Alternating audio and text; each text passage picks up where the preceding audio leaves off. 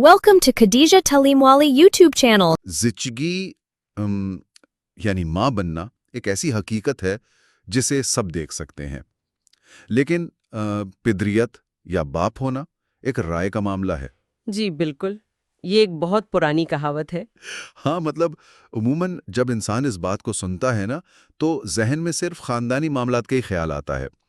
लेकिन ज़रा तसव्वुर करें कि यही उसूल ख्यालात और नज़रियात पर लागू हो रहा हो। सही। यानी जब कोई नई इजाद सामने आती है तो अक्सर ये साबित करना बड़ा मुश्किल हो जाता है कि वो असल आइडिया किसका था, और ख़ास तौर पर जब बात ख़वातीन की हो तो ये धुंध और भी गहरी हो जाती है।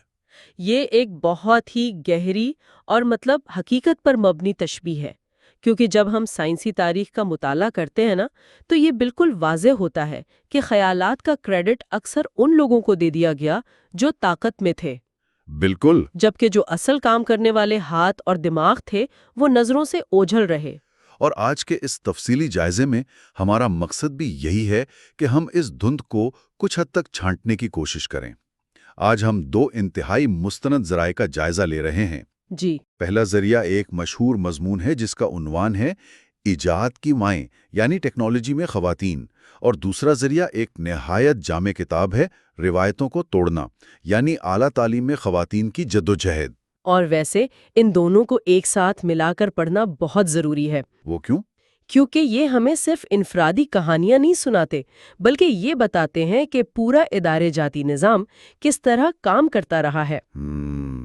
हम ये समझ पाएंगे कि तालीमी निज़ाम में क्या साख्तियाती रुकावटें थीं और आज ये आदादो शुमार किस तरह एक बड़ी तब्दीली की गवाही दे रहे हैं। चलें, इस सारी बात को थोड़ा खोलकर समझते हैं और शुरुआत करते हैं इन आदादो शुमार से जो किसी को भी हैरान कर सकते हैं। साइंस के मैदान में दिए गए 500 नोबल इनामात में से सिर्फ 2% ख़वातीन को मिले।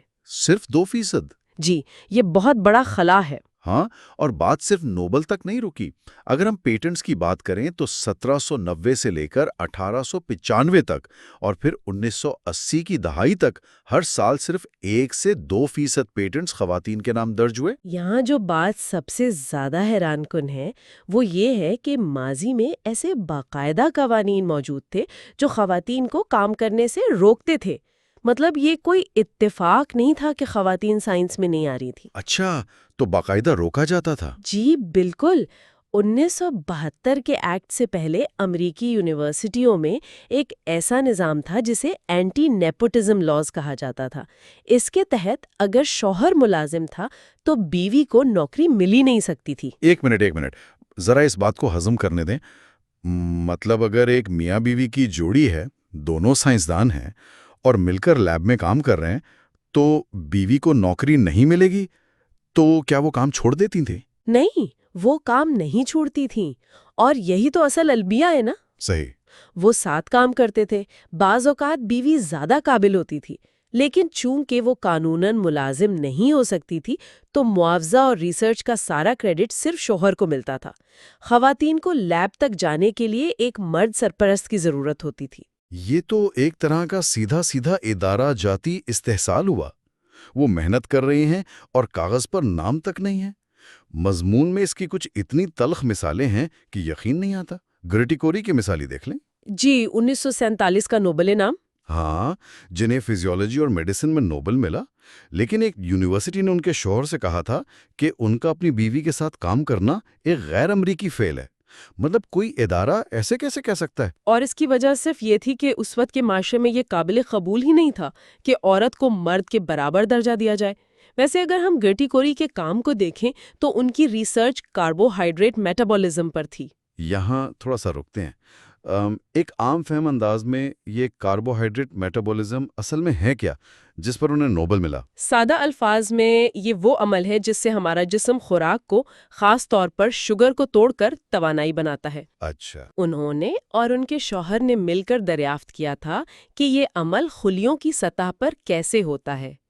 इस दरियाफ्त ने ज़ियाबितीज़ जैसी बीमारियों के इलाज का रास्ता खोला, लेकिन इस शानदार काम के बावजूद उन्हें तवील अरसे तक बगैर तनख्वाह काम करना पड़ा। ये तो वाकई अफसोसनाक है। और फिर रोजालिंड फ्रैंकलिन का वाकया तो जैसे इस नाइंसाफी की सबसे बड़ी अलामत है। یہ بالکل ایسا ہے جیسے کسی نے ایک شاندار فلم کی پوری کہانی لکھی ہو اور ڈائریکٹر اپنا نام اسکرین پر چلا دے۔ بالکل صحیح تشبیہ دی آپ نے۔ ڈی این اے کا وہ ڈبل ہیلکس جس پر جیمز واٹسن اور فرانسس کرک کو نوبل انعام ملا، اس کی بنیاد روزالنڈ فرینکلن کی ایکس رے تصویر تھی۔ جی، اور اسے فوٹو 51 کہا جاتا ہے۔ فرینکلن ایکس رے کرسٹلوگرافی کی ماہر تھیں۔ انہوں نے جو تصویر لی وہ اتنی واضح تھی کہ ثابت ہوتا تھا کہ ڈی این اے 2 بل کھاتی سیڑھیوں کی طرح ہے۔ واٹسن نے خود مانا ہے کہ جب اس نے تصویر دیکھی تو اس کی دھڑکن تیز ہو گئی تھی کیونکہ اسے آخری کڑی مل گئی تھی۔ لیکن حیرت یہ ہے کہ جب انہیں نوبل ملا تو انہوں نے تقریر میں درجنوں لوگوں کا ذکر کیا لیکن فرینکلن کا نام تک نہیں لیا۔ اور ایک اور سائنسدان جوسلن بیل برنیل کی کہانی بھی یہی ہے۔ جی، پلسارز والی دریافت۔ بالکل، اس نے پلسارز دریافت کیے، اپنا تھیسس لکھا، لیکن نوبل انعام اس کے مرد سپروائزر کی جھولی میں چلا گیا۔ کیونکہ پلسارز کی دریافت فلکیات میں ایک زلزلہ تھی۔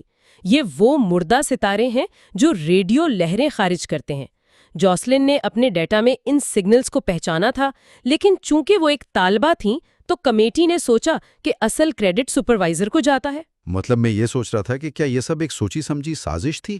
کیا یہ لوگ کمروں میں بیٹھ کر یہ طے کرتے تھے کہ خواتین کو آگے نہیں آنے دینا، یا اس وقت کے معاشرے کی ذہنیت ہی ایسی تھی؟ دیکھیں، یہ کسی ایک شخص کی شعوری سازش نہیں تھی، یہ ایک پورے سماجی اور ادارہ جاتی ڈھانچے کا مسئلہ تھا۔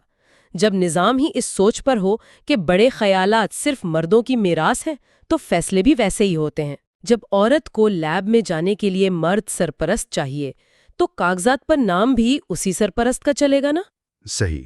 تو اگر سائنس کی لیبارٹریوں کا یہ حال تھا تو پھر اعلیٰ تعلیم کا پورا نظام کیسا تھا؟ اگر ہم یونیورسٹیوں کے ڈھانچے کی طرف آئیں تو کیا وہاں حالات مختلف تھے؟ ہماری دوسری کتاب بالکل اسی پہلو کو بے نقاب کرتی ہے۔ جی، روایتوں کو توڑنا نامی کتاب۔ ہاں، یہ بتاتی ہے کہ 1988 میں کیمبرج میں women in higher education network بنایا گیا تاکہ ان مسائل پر بات ہو سکے۔ اور اس کتاب کی سب سے بڑی خوبی یہ ہے کہ یہ انٹرسیکشنلٹی پر زور دیتی ہے۔ یعنی وہ کیا؟ مطلب ہم یہ نہیں کہہ سکتے کہ ہر خاتون کو ایک جیسی مشکل تھی۔ ایک سفید فام خاتون اور ایک سیاہ فام خاتون کے مسائل میں زمین آسمان کا فرق ہو سکتا ہے۔ یہاں بات واقعی بہت دلچسپ ہو جاتی ہے کہ ان کے کتاب میں الگ الگ ابواب ہیں۔ جیسے قوت سماعت سے محروم خواتین کی بات ہے۔ اگر ادارہ انہیں اشاروں کی زبان کا ترجمان نہیں دیتا تو وہ کیسے حصہ لیں گی؟ بالکل، سیاہ فام خواتین اور بڑی عمر کی طالبات کے لیے الگ رکاوٹیں تھیں۔ ہاں، لیکن میں ایک اصطلاح پر رکنا چاہتا ہوں۔ ہم عموماً شیشے کی چھت یا گلاس سیلنگ کا سنتے ہیں کہ ترقی نظر آتی ہے پر پہنچا نہیں جا سکتا، لیکن اس کتاب میں ایک لفظ ہے لوہے کا پنجرہ۔ تو ان میں کیا فرق ہے؟ کیا نظام باقی ایک لوہے کا پنجرہ ہے؟ اس سے اہم سوال پیدا ہوتا ہے کہ ہم نظام کی خامیوں کو بیان کیسے کرتے ہیں۔ شیشے کی چھت کا مطلب ہے کہ باقی سارا کمرہ ٹھیک ہے، بس اوپر جانے کا راستہ بند ہے۔ صحیح۔ لیکن جب وہ اسے لوہے کا پنجرہ کہتی ہیں تو مطلب ہے کہ مسئلہ صرف اوپر جانے کا نہیں ہے، مسئلہ دائیں بائیں ہر طرف ہے۔ پورا نظام اور اس کے روزمرہ کے اصول پدر شاہی پر کھڑے ہیں۔ یہ ایک ایسا پنجرہ ہے جو ہر طرف سے راستہ روکتا ہے۔ یہ تشبیہ تو کافی خوفناک ہے، اور اسی سے جڑی ایک اور کمال کی اصطلاح ہے ایکیڈیمک سنیکس اینڈ میرٹ لیڈرز۔ جیسے سانپ سیڑھی کا کھیل ہوتا ہے نا؟ جی بالکل، کہ آپ محنت کر کے سیڑھی چڑھتے ہیں اور اچانک ایک سانپ آپ کو ڈس لیتا ہے اور آپ نیچے گر جاتے ہیں۔ لیکن پریکٹیکل لائف میں یہ سانپ کس طرح کام کرتے ہیں؟ یہ ایک بہترین سوال ہے۔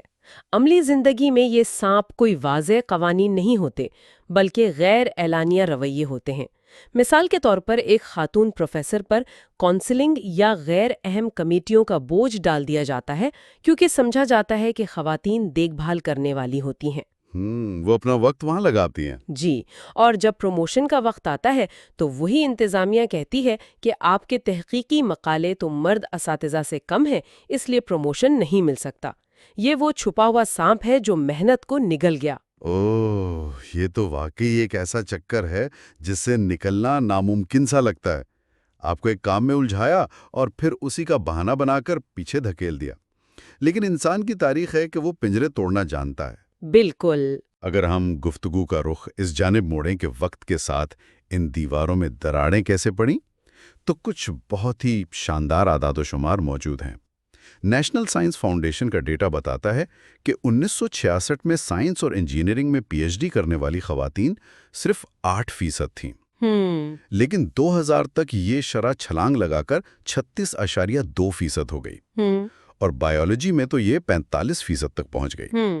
پیٹنٹس میں بھی جو 1-2% پر رکے تھے وہ 98 تک 10.3% ہو گئے۔ اگر ہم اسے بڑی تصویر سے جوڑ کر دیکھیں تو یہ تبدیلی جادو سے نہیں آئی، یہ تبدیلی ان ساختیاتی رکاوٹوں کے ٹوٹنے کا نتیجہ ہے، جیسے ٹائٹل 9 قوانین آئے جنہوں نے اداروں کو مجبور کیا کہ وہ جنس کی بنیاد پر تفریق نہیں کر سکتے، ورنہ فنڈنگ رک جاتی۔ جی بالکل۔ اور پیٹنٹس کے حوالے سے ایک دلچسپ بات یہ ہے کہ جن امریکی ریاستوں میں ریسرچ پر سب سے زیادہ پیسہ لگایا جاتا ہے وہیں سب سے زیادہ خواتین پیٹنٹ ہولڈرز ہیں، جیسے کیلیفورنیا یا نیو یارک۔ یعنی یہ ثابت ہو گیا کہ مسئلہ خواتین کی صلاحیت کا نہیں تھا، مسئلہ وسائل تک رسائی کا تھا۔